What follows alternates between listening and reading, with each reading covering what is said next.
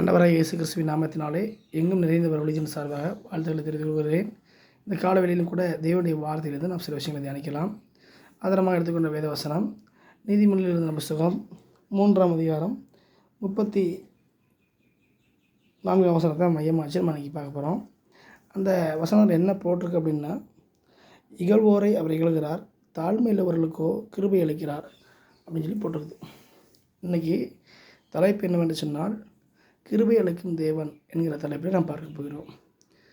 அந்த அடிப்படையில் இந்த வசனத்தை நம்ம நினைச்சப்பா தலைப்பில் பார்க்க போகிறோம். இகழ்வோரை அவர் இகழுகிறார், தாழ்மையுள்ளவர்களுக்கு கிருபை அளிக்கிறார். இந்த வசனத்தை மையமாச்சு தான் இன்றைக்கி நம்ம பார்க்க போகிறோம். கிருபை அளிக்கும் தேவன் அப்படிங்கிற தலைப்பில் பார்க்க போகிறோம். பொதுவாக கிருபை என்று சொன்னால் என்ன? கிருபை என்றால் தகுதி இல்லாதவர்களுக்கு தேவன் காட்டுகிற தயவு அப்படின்னு சொல்லி அர்த்தம். அப்போ அந்த கிருபையாக கொடுக்கப்படுகிற தயவு அது எல்லாருக்கும் கொடுக்கப்படாது. பொதுவான கிருபை, தனிப்பட்ட கிருபை அப்படின்னு சொல்லி தேவ சித்தத்தின்படியான கிருபை சொல்லி அது ஒரு பாடங்கள் இருக்குது.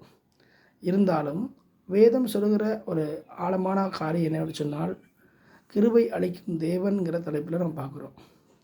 அப்போ கிருபை அளிக்கிற தேவன் தலைப்பில் பார்க்குற நாம அந்த கிருபைன்னா தயவுன்னு பார்க்குறோம்.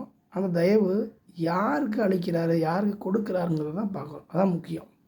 எல்லாருக்குமா அப்படின்னா இல்லை. வேதத்தில் அநேக எடுத்துக்காட்டுகள் சொல்லலாம். ஆனால் குறிப்பாக இந்த வசனத்தை வச்சு பார்க்கும்போது, இகழ்வோரை அவர் இகழ்கிறார், தாழ்மை உள்ளவர்களுக்கும் கிருபை அளிக்கிறார். அதுதான் முக்கியமான பாயிண்ட். அப்போது தயவு, இந்த கிருபையானது எல்லாருக்கும் கொடுக்கப்படுகிறது அல்ல.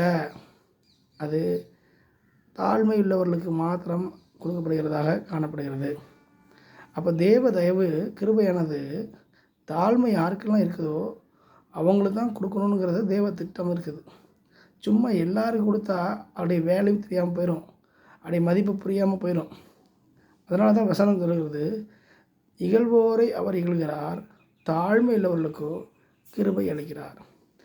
தேவ சமூகத்தில் நம்மை தாழ்த்தி பணிந்து அவருடைய உத்தரவுக்காக அர்ப்பணிப்போடு அச்சங்கலந்த ஒரு பயத்தோடு எதிர்பார்க்கிற அனுபவம் தான் தாழ்மை.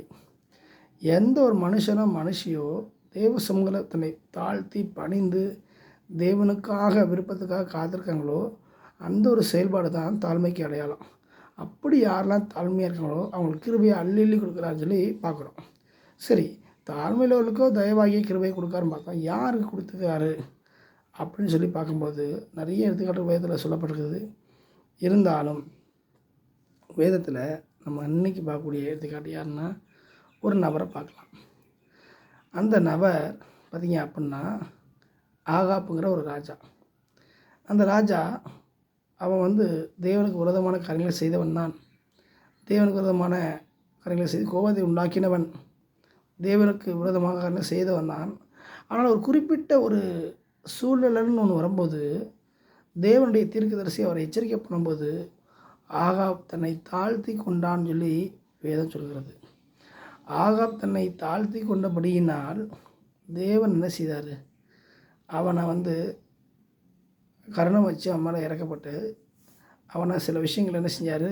காப்பாற்ற ஆரம்பித்தார். பாருங்கள், தாழ்மை உள்ளவர்களுக்கோ அப்படின்னு இருக்குது. அப்போ தாழ்மை உள்ளவர்களுக்கு தான் அந்த கிருபையானது அதிகமாக என்ன செய்யுது? கொடுக்கப்படுது. அப்போ அந்த தாழ்மையுள்ளவர்களுக்கு கொடுக்கப்படுகிற கிருபையை அந்த தாழ்மையுள்ளவர்கள் தக்க வைத்து கொள்ள வேண்டும். தாழ்மை இருந்தால் கிருபை கொடுக்காருங்கிறதுக்காண்டி கிருபை வாங்கிட்டு அதை தக்க வைக்காமல் போயிடக்கூடாது. அதை என்ன செய்யணும்? தக்க வைத்து கொள்ள வேண்டும். அப்போ அந்த கிருபையை அவன் பெற்றுக்கொள்ள ஆரம்பிக்கிறான். அவன் பாவம் செஞ்சான், தேவனுக்கு உதமான காரியங்களை செஞ்சான், இல்லைன்னு சொல்லலை. ஒரு எச்சரிக்கைன்னு ஒன்று வரும்பொழுது தன்னை தாழ்த்தி தேவ கோபத்துக்கு தன்னை மறைத்து கொள்ளக்கூடிய கிருபையை ஆண்டவர் கொடுத்தார். எனவே இந்த செய்தியை கேட்டுக்கொண்டிருக்கிற ஒவ்வொரு தேவ பிள்ளைகளும், ஊழியக்காரர்களும், வாலிப சகோதர சகோதரிகளும் யாராக இருந்தாலும் சரி, நம்ம வாழ்க்கையில் தேவனுடைய கிருபையை அவர் அதிகமாக என்ன செய்யணும்? கொடுக்க ரெடியாக இருக்கார். ஆனால் நாம் என்ன செய்யணும்? நம்மை தாழ்த்தி அதை பெற்றுக்கொள்ள முன் வர வேண்டும். ஏனோ தானோ என்று இல்லாதபடிக்கு கிருபையை தக்க வைத்துக் கொள்கிறவர்களாக இருக்க வேண்டும். ஒருவேளை நம்ம பார்வைகள், நம்ம நோக்கங்கள், பேச்சுகள், செயல்பாடுகள்லாம் தேவனுக்கு விரோதமான காரியங்களை செஞ்சுருக்கலாம். இன்றைக்கி மனம் திரும்பி தாழ்த்தி, ஆண்டவரே நீங்கள் தான் எனக்கு எல்லாமே தாழ்த்தி பணிந்து ஒப்பு கொடுக்கும்போது ஆகாப்புக்கே இவ்வளோ தூரம் கிருபையை கொடுத்தாருன்னா அவனும் தாழ்த்தி கொண்டான். அப்படின்னா நாம் அதிகமான முறையில் தாழ்த்தி கொள்ளும்போது அதிகமான கிருபை கொடுப்பார்.